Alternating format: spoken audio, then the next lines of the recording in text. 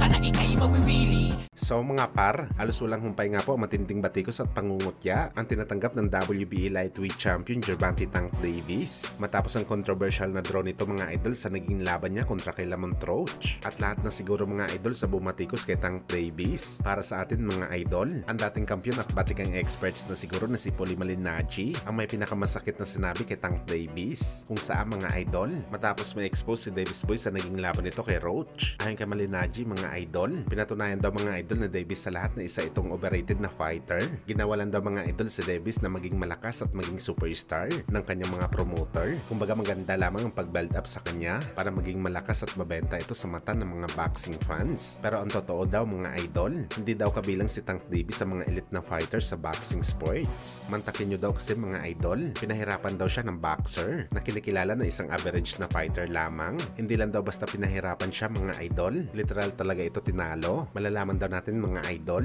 na ginawa lamang na sikat si Davis ng mga promoter dahil sa laban nito kay Lamont Roach na sobrang yamado talaga si Davis. Minus 1600s ang ads na nagpapahiwatig lang daw talaga mga idol na isang tunay na cherry picker ang galawan ng kampo ni Davis. Pero na cherry pick gone wrong daw ito mga idol dahil sobrang naganda si Lamont Roach para pahirapan siya sa bakbakan.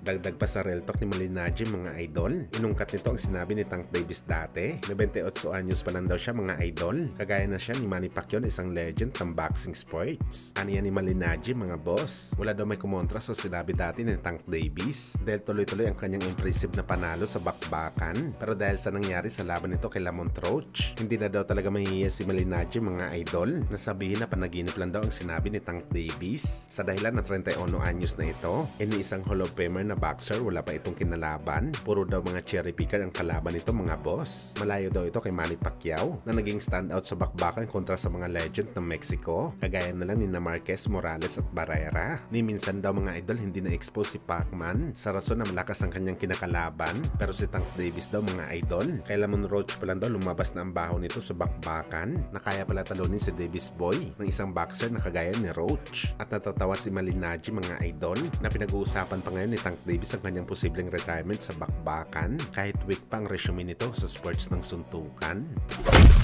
Samantala sa ginanap nga po na presscon sa boxing event ni Turki Al-Sheikh nagaganapin sa Times Square, isang mainit na harapan mga idol ang nangyari sa pagitan ng mga fighter, lalo na sa bakbakan ni Teofimo Lopez Jr. Kalaban ng mandatory nito na si Barbosa, kung saan halos magbanatan sila mga idol sa face-off. Hindi din nagpahuli mga idol ang harapan ni Ryan Garcia at Rolando Romero na siya naman ang main card ng laban. Halos kainin ni Romero si Ryan sa kanilang face-off, pero si Devin Haney naman mga idol naging tahimik lamang sa presscon. Halos hindi ito makapagsalita. Nahiya siguro ito dahil kasama nito sa presscon ang fighter na dumurog sa kanya sa bakbakan.